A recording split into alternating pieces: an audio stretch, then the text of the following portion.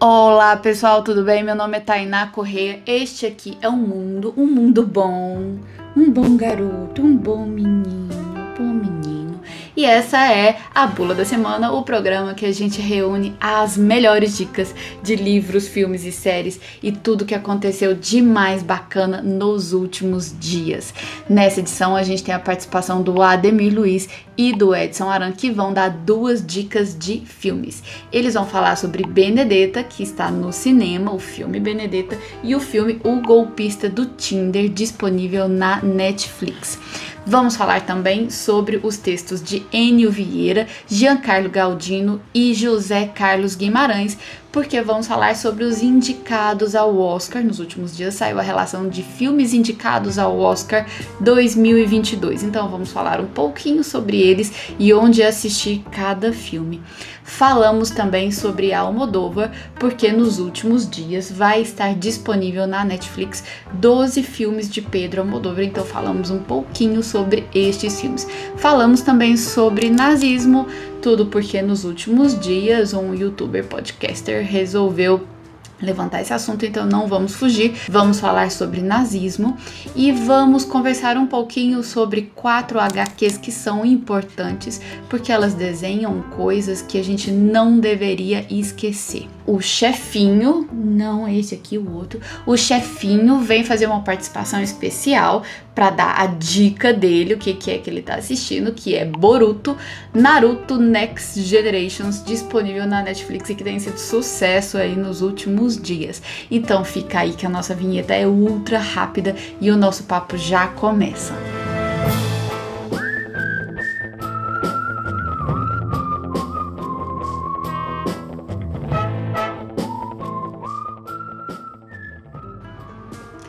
Então vamos lá, por favor comece curtindo esse vídeo porque certamente você vai gostar de alguma coisa que a gente vai falar aqui. Compartilhe com os amigos para mais gente ficar sabendo, se inscreva no canal, mas lembra também de ativar o sininho para você ser avisado quando a gente subir vídeo novo que acontece durante a semana inteira. Por favor, se manifeste aqui no campo de comentários e tudo que a gente conversar nessa edição vai estar listado com links aqui na descrição desse vídeo, tá bom? E vamos começar chamando o Ademir Luiz, que vai falar pra gente sobre um filme que tá em alta na Netflix. Eu sou o agente da Interpol, Ademir Luiz, e hoje vamos falar sobre O Golpista do Tinder, o filme do momento. Filme do momento? Sim, exatamente. Tá todo mundo falando sobre O Golpista do Tinder. E o que é isso? É a nova produção da Netflix, disponível na Netflix, que fala basicamente sobre um golpista clássico ali de origem israelense, que ele se apresenta inicialmente como o filho de um bilionário da área dos diamantes, né? Então ele se apresenta, ele escolhe algumas meninas pelo Tinder, né, que dá o match lá, né? Então começa a conversar com elas, chama para um café, para algum encontro mais casual assim, e se mostrando sempre como espécie de príncipe, um cavalheiro, uma pessoa muito nobre, muito rica, muito educada, tal. Faz ali todo o processo de sedução, em alguns casos chama para dar passeios em jatos particulares e por aí vai e tal. Mas o fato é o seguinte, ele cria esse laço de confiança e obviamente algum tempo depois, semanas ou meses depois, ele dá o golpe. Que golpe é esse? O mercado de diamantes, no qual eu sou um executivo, sou o CEO, é muito perigoso e tudo mais, e os meus inimigos estão me espreitando, então eu não posso mais usar os meus cartões de crédito, porque eu seria localizado e seria assassinado, né? Obviamente, essa é a deixa para que ele peça dinheiro para as meninas que ele está envolvido, geralmente várias ao mesmo tempo. É claro que o negócio é despendicioso, né? Um tem que, né, financiar o outro. Mas o fato é que, após isso, né, começa ali a roda viva, né? Uma bola de neve, literalmente, né? Um primeiro empréstimo que a menina faz para mandar dinheiro para ele, depois ela vende um carro, depois ela passa para ele o dinheiro de um apartamento que queria comprar, e a coisa só cresce. Ele promete que vai pagar, até manda alguns recibos falsos, e elas esperam dias e dias, até semanas, que o dinheiro caia na conta, nunca cai, e por aí vai, até que um certo momento, né, se percebe que é um golpe, aí vem todo o desespero e por aí vai. Olhando a estrutura do golpe, né, nem é muito novidade. Não é algo que vai te surpreender, né? Vai te surpreender talvez pela elaboração e pelo trabalho que dá, né, dar esse golpe. Eu até me lembrei, né, do nosso querido Seu Madruga, que ele diz a frase imortal: o mal não é o trabalho, o mal é ter que trabalhar. E esse golpista aí, né, tem muito trabalho, né, para poder dar o golpe. Acho que seria mais fácil de trabalhar de verdade. Mas enfim, o fato é que o golpe dado, né, as meninas começam a cobrar, ele vai começar a ter reações ali de ameaça: eu sei quem é você, eu tenho seus documentos e tudo, mas nada muito explícito também, porque eu acho que ele se resguarda pensando ali nas questões legais que podem envolver esses áudios, essas mensagens que ele troca com elas. O fato é o seguinte: esse golpista, né, ele acabou sendo exposto por uma das vítimas, né, que ela acabou tendo contato ali com o jornal. A partir dessa reportagem a coisa viralizou, e outras pessoas que foram enganadas tomaram conhecimento do assunto e enfim, a imagem dele viralizou e a coisa ficou complicada, tal. Eu não vou falar aqui o resultado do processo, porque vocês podem até imaginar o que é. Mas enfim, o filme, em termos estruturais, ele não tem muita novidade. Nem mesmo o golpe tem muita novidade. O que é curioso nesse caso é ver a maneira como a personalidade desse golpista, e mesmo das suas vítimas, né, é apresentada. É claro, né, que quando ela se expõe a sua história na internet, vai ter aquelas reações adversas. Uns ficam com pena, outros falam: ah, otária, merece isso mesmo. São aproveitadores, queria dar o golpe nele porque ele parecia rico e receber o golpe de volta, tal. Enfim, né, aquela coisa da cracolândia da internet, que são as áreas de comentário, Twitter e por aí vai. Mas enfim, a estrutura não é exatamente interessante. O que é interessante é a maneira como os personagens são apresentados. E é curioso também como a história dá uma reviravolta a partir de certo momento por conta de uma das meninas que ele estava dando golpe. Eu acho que vale a pena por aí. E quando isso acontece, assim, nós como espectadores, né, achamos muito legal, muito divertido, né, ver o sujeito se dando mal entre aspas. Assista o filme para você ver o que acontece com ele. Você vai ficar até meio revoltado, né, mas não vamos falar muito sobre isso não, porque é spoiler. Agora o fato é o seguinte: pela maneira como ele se coloca no Tinder, depois os diálogos, a maneira como ele envolve essas pessoas, a gente tem ali, né, eu diria que uma figura bem problemática, né, que vale a pena assistirmos até para nos resguardarmos aí no futuro, né, porque é aquela velha história, né, você falar que é uma pessoa que tem personalidade forte é a boa e velha desculpa para você ser um chato, né. A mesma coisa vale para golpes. Para fechar aqui então, só digo uma coisa: duas coisas. Assistam O Golpista do Twitter, pode ser interessante, né, dentro de uma certa perspectiva. E segunda coisa, se o malandro soubesse o quanto é bom ser honesto, ele seria honesto só de malandragem. E agora a participação do Edson Aran, que fala sobre um filme que está no cinema. Oi gente, aqui é o Aran. Você sabe o que é Nunsploitation? Nunsploitation é um subgênero do cinema que literalmente é exploração de freiras, né? Isso é um subgênero que mistura histórias de freiras geralmente com perversão sexual e tal. Bom, esse gênero que tem vários cineastas que já fizeram filmes assim, inclusive Pasolini, Ken Russell, gente séria, agora ganhou um novo filme que chama Benedetta, do Paul Verhoeven, que é um filme muito legal, muito bonito.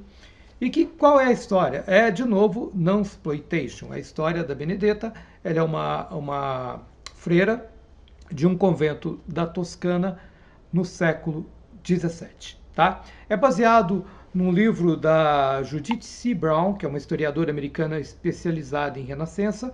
E desse período da Renascença, assim, vulgarmente a gente acha que é um período onde a gente abandona as trevas, a Europa abandona as trevas da Idade Média, deixa de queimar a bruxa e entra num período de grande arte, grande pensamento espiritual, período que tem Leonardo da Vinci, Michelangelo e tal. Na verdade não é bem isso. Na verdade aconteceram mais queimas de bruxas durante a Renascença do que na Idade Média. E as piores pestes da Europa aconteceram na Renascença. A igreja ficou muito mais puritana, muito mais persecutória durante a Renascença, porque já tinha acontecido o cisma protestante. Então não é esse período mágico que a gente costumava ver, na verdade é uma continuação piorada da Idade Média. E essa história se passa, como eu disse, num convento da Toscana, quando essa freira, primeiro ela manifesta as chagas de Cristo no corpo, começam a dizer que ela é milagrosa. E por que ela é milagrosa? Porque ela supostamente faz milagre, ela protege a pequena cidade onde está o convento da peste negra que está matando gente lá fora a rodo. Só que ao mesmo tempo, essa freira tem um caso lésbico com uma noviça. E quando esse caso fica público, a Inquisição vai para lá investigar tudo. Os milagres e também esse caso entre as duas. É um filme bonito, tá? É um filme que historicamente é uma história verdadeira. E o Paul Verhoeven é um cineasta que sempre tratou Hollywood com muito cinismo, né? Ele é o cara que fez Robocop, ele é o cara que fez Instinto Selvagem, ele é o cara de Tropas Estelares, que é baseado num livro de ficção científica do Robert Heinlein. Ele faz uma coisa absurda, porque ele veste os heróis da trama que matam insetos espaciais com um uniforme que lembra a SS nazista. Ele explicita o tom belicoso do livro, que é meio fascistoide, e ele explicita isso. Ele não tem medo de explicitar o cinismo de Hollywood. Tanto que ele fez Showgirls, né, que todo mundo adora odiar, mas eu acho que é um filme muito interessante exatamente por isso, porque é um soft porn sem vergonha de ser soft porn. Encomendaram isso a ele, né, depois que ele tinha feito o Instinto Selvagem, ele foi lá e fez, entendeu? Então, assim, não reclamem, querem um soft porn, tá aqui o soft porn. Benedetta também tem isso, tá? Então, assim, tem nudez, tem e tal, mas é um filme, como eu disse, muito bonito, muito bem interpretado. Ele tem, como é que chama as atrizes aqui? Deixa eu procurar a minha cola aqui. Virginia Efra é uma belga que faz a Benedetta. A Daphne Patakia é uma grega, faz a noviça com que ela tem um caso. E a Charlotte Rampling, que faz a Madre Superior. A Charlotte Rampling é uma atriz maravilhosa, desde que ela fez Zardoz, que é uma ficção científica que ninguém gosta, só eu, de 1971. E ela fez também, para quem gosta do Woody Allen, ela fez Memórias, que é o melhor filme do Woody Allen, tá? Recuse imitações. O melhor filme do Woody Allen se chama Memórias, e ela é o par romântico dele. Ela envelheceu dignamente, continua linda e faz uma Madre Superiora muito legal. Bom, o que é divertido assim, e interessante nesse filme, é que é um filme que ele explicita a relação entre êxtase religioso e repressão sexual.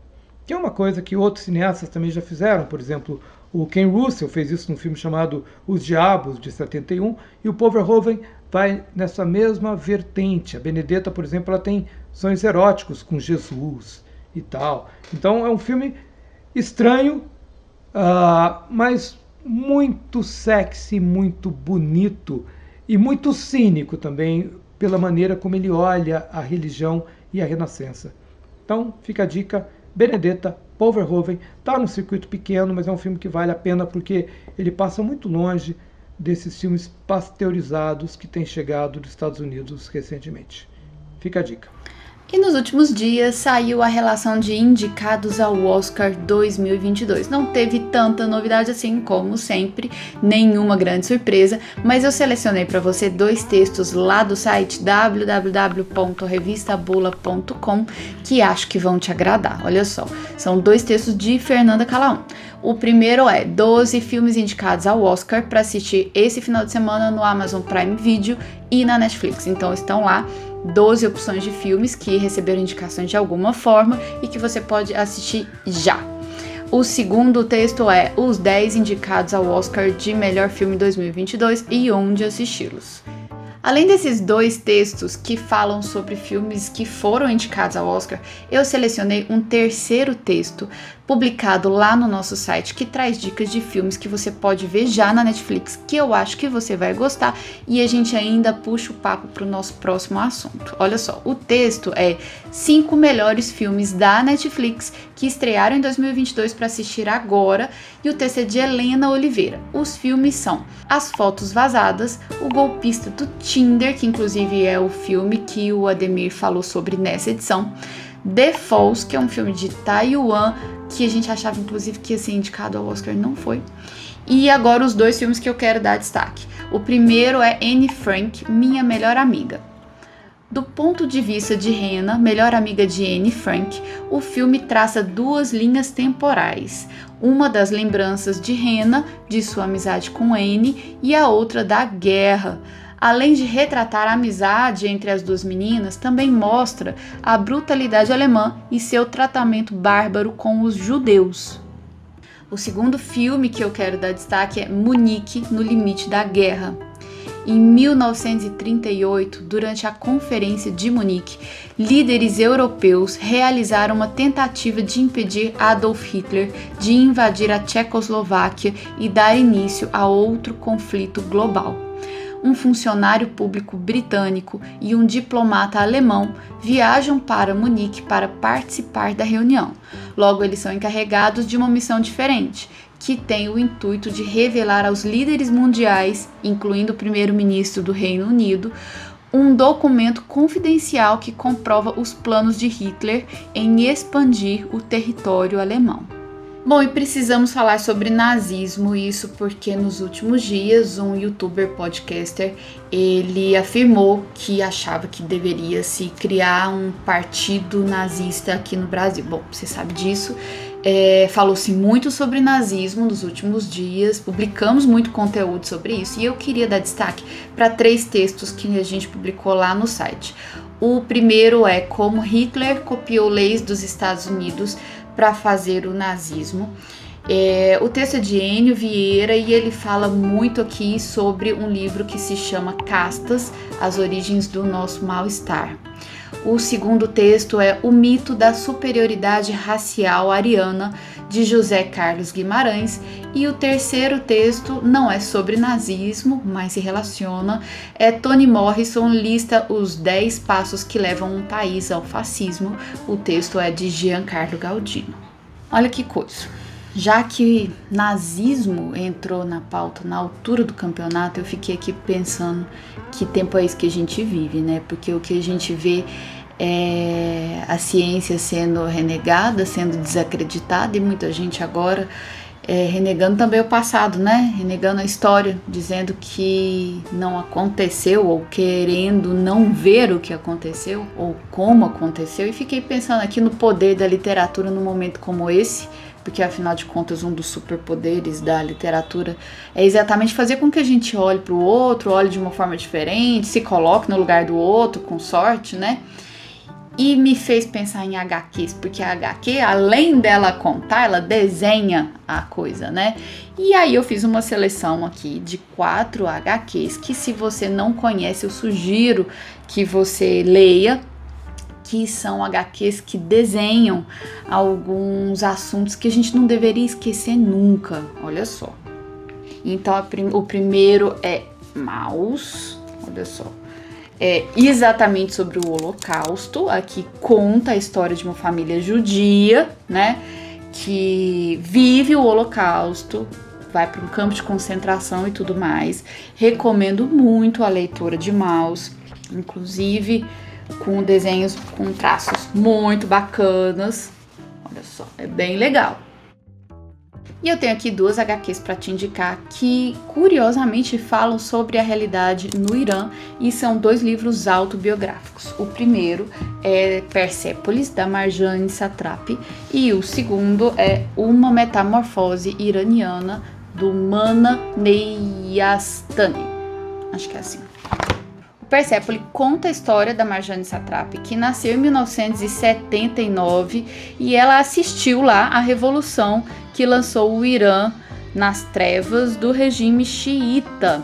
Isso é mais um capítulo de muitos séculos de opressão ao povo persa. Então, quando ela tinha 10 anos, ela se vê obrigada a usar o véu islâmico. Já a Metamorfose Iraniana conta a história do Mana Nestayani, que nasceu em 1973, formou-se arquiteto, teve uma carreira aí como desenhista, né? Em 1990, ele trabalhou para diversos jornais e revistas culturais, literárias, econômicas e políticas. Ele se tornou ilustrador graças à ascensão dos jornais reformistas iranianos em 1999, mas foi fichado como desenhista político e obrigado a fazer ilustrações apenas para crianças. O episódio narrado em Uma Metamorfose Iraniana, ocorrido em 2006, levou a sua detenção e posterior fuga ao país. De 2007 a 2010, ele viveu exilado na Malásia, fazendo ilustração para sites dissidentes iranianos. Depois da eleição fraudulenta de 2009, seu trabalho se tornou símbolo da desconfiança do povo do Irã. E a minha quarta indicação de HQ fala sobre a nossa realidade brasileira, o Confinada, de Leandro Assis e Tricila Oliveira.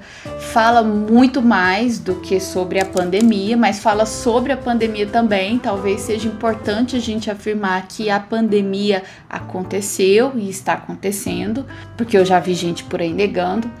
E ele fala sobre questões que são muito brasileiras, né? Que já existiam antes da pandemia e que de repente se intensificaram nesse período, como questões classistas, racistas, machistas e por aí vai. Confinada é um HQ muito bom, que primeiro foi um fenômeno no Instagram e depois passou por um período de financiamento coletivo, foi um sucesso total também e tá já disponível aí em diversas livrarias. Eu sugiro demais a leitura de Confinada. E eu quero te contar que nos próximos dias vão estar disponíveis no catálogo da Netflix 12 filmes do Almodóvar. Sim. A gente falou muito sobre isso lá no site e eu selecionei aqui 2 textos sobre o assunto. O primeiro é As Cores e Mulheres de Pedro Almodóvar na Netflix, texto de Enio Vieira, e um dos melhores e mais originais filmes do século XXI acaba de chegar à Netflix, texto de Giancarlo Galdino, que fala sobre Volver. Mas eu quero te contar também que o último filme do Almodóvar, que é Madres Paralelas, está nessa relação de filmes disponíveis. Eu não sei se você se lembra, mas Madres Paralelas é aquele filme que teve uma polêmica com o cartaz que mostra um mamilo feminino com uma gota de leite e ele foi bloqueado no Instagram. Lembra dessa história? Então, o filme é muito bom e eu sugiro demais para você assistir ele, tá? Agora, enfim, teremos a participação do nosso chefinho, que solicitou um espaço para dar uma dica especial do que é que ele anda assistindo, olha só. E a gente tá aqui com o chefinho que solicitou um espaço na Bula da Semana, nessa edição, para poder dar uma dica muito especial do que ele está assistindo. Onde você está assistindo? Netflix. E no conteúdo adulto. Conteúdo adulto. Mas não é tão assim assustador. Só algumas partes que aí você pode pular. Sim, as partes assustadoras você pode pular. Só para as pessoas saberem quantos anos você tem. 7 anos. Então, quem tá com 7 anos, que quiser assistir, a mãe e o pai pode assistir do lado e pode pular umas partes se quiser, né? É. Certo. E o que é que você tá assistindo? Boruto. Boruto? Não é Naruto? Não é Naruto. Quem é Naruto nessa história? O pai do Boruto. E, gente, eu tenho quase certeza que muita gente aqui deve saber quem é Naruto. Gente, se você não sabe o que é Naruto, tem dó, né? Tem dó. Quem não sabe o que é Naruto? Talvez só que as criancinhas de 1 ano ou 3. Talvez. Então, me conta uma coisa. Boruto é uma série... esse é o microfone. Oi, gente! Volta aqui. Me conta. Boruto se passa no Brasil? Não. No Japão ou na China? E eles comem as mesmas comidas que a gente? Não, o que eles comem? Ramen e outras coisas. E outras coisas. Será que é gostoso? Deve ser. É macarrão. É desenho ou é filme? Desenho. É um desenho. E ó, gente, desculpa pra nós que estão assistindo, mas o Boruto trata o pai dele, que é o Naruto, como um idiota. Mas isso foi já longe demais. Longe demais. Você Ele acha até pichou. Você acha que ele tá certo? Não tá certo essas coisas, né? Mas você gosta de ver Boruto? Você acha divertido? Sim. Tem poderes? Alguns. É legal? Sim. Eles são criança, adolescente ou adulto? Adolescente. Adolescente. E eles ficam lá de bobeira? Não. O que eles fazem? Lutam. Vão pra escola de ninja. Mas isso eu acho que muita gente já deve saber. É porque o Naruto fazia isso. Mas será que as pessoas sabem? Eu não sabia. Bom, porque você nunca assistiu Naruto, mas muita gente talvez já viu pelo menos alguns episódios. Entendi. E você recomenda, então, que as pessoas vejam Boruto? Disponível aonde? Netflix. Assistam, gente. Deixa eu te falar. A gente tem que lembrar também, quando for encerrar o vídeo, de falar para as pessoas assim: curta esse vídeo. Ok. Então vamos lá. Curta esse vídeo. Curta esse vídeo. Mas agora nós vamos já finalizar. Não, a gente só fala essas coisas, depois a gente continua. Que tal? Curta esse vídeo e aquelas outras coisas. Compartilhar. Se inscrever. A galera, todo mundo já sabe disso. Tá, mas é porque se não fala, eles esquecem. Tem que curtir o vídeo. Curte o vídeo, aquela coisa. Se inscrever no canal. Se inscrever no canal. canal. Ativa o sininho. Você sabe ativar o sininho? Não.